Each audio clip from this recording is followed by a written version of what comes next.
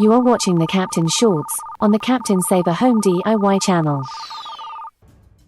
Hey, check it out. It took a few days, but we got all but the last rows of the field tile down. Stick around because we're about to start cutting tiles for the edges.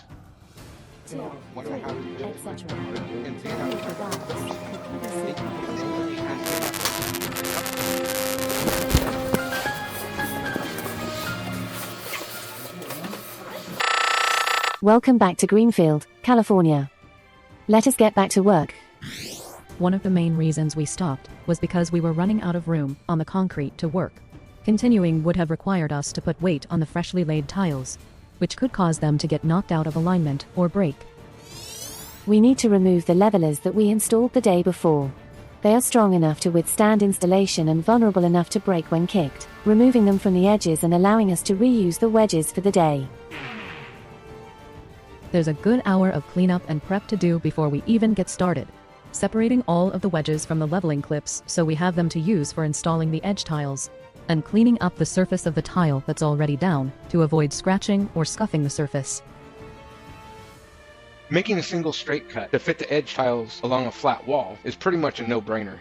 Just make sure that when you measure or even transfer your marks, you make the tile a 1/4 inch smaller at the cut to give it a little bit of wiggle room. Now, for angled cuts, inside cuts, and cuts around doors, that's where it gets a bit trickier. To install around doors, you will need to make sure that the tile can slide under the door jambs to hide the tile edges. If it cannot slide underneath, the door jamb will need to be trimmed to accommodate the thickness of the tile and thinset. Place the tile as closely to the installed location as possible and mark the tile where the cut will be made. It may require that the step be repeated for the proper size of the cut. After a few trips to the saw, we have our tiles ready to go in, with a little wiggling and convincing of course, but it looks like it's always been there. If you're starting the row with a cut tile, mark off 8 inches from the edge of the tile in your existing row to indicate where the next tile sits. Check the distance from the mark to the wall, then line up that mark to the edge of the tile that needs to be cut. Make some of the marks that you can based on the reference point. Then butt the tile to the existing row and get the mark for the depth.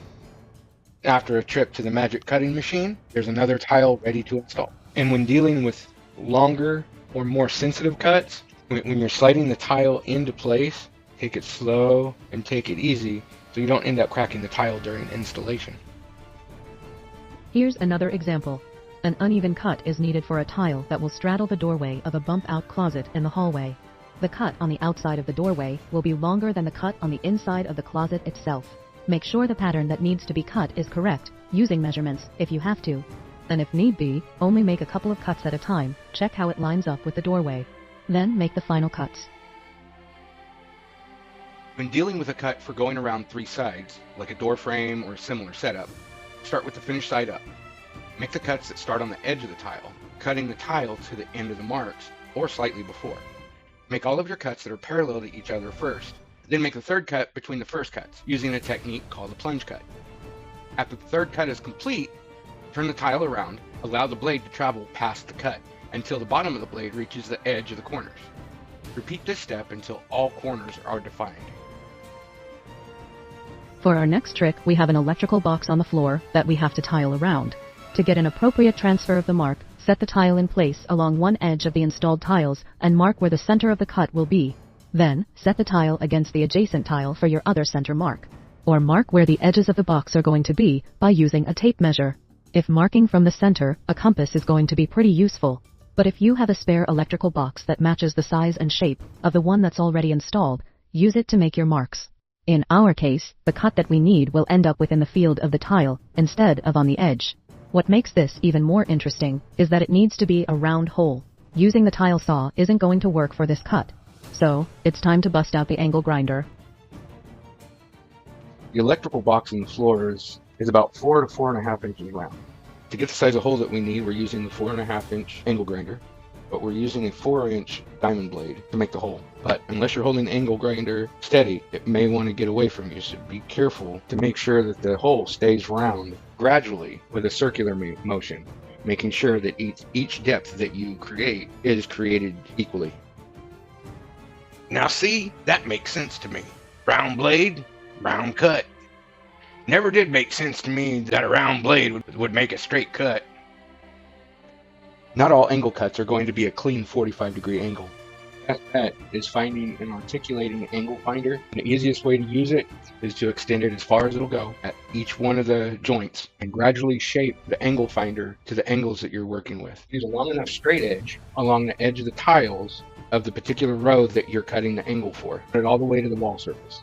For the angle finder to be useful, we'll have to span along at least 3 contact points. If it's done right, you have a template that you can transfer directly to the tile, mark the tile, and be able to cut that particular angle so you can have a cut tile that fits perfectly in place. I don't know, I have to say that you're pretty good at what you're doing. I deal with too much of the, oh, that's good enough. Fuck that. Yeah. As far as I'm concerned, good enough is never good enough. If you live or own property in the Kern County, California area and are considering a home remodel or repairs, feel free to go to our channel and contact us by email at captainsaveahomezero@gmail.com. The Captain, Denise Clark, Joseph Aloysius Coltrane, David Rain, and myself will return.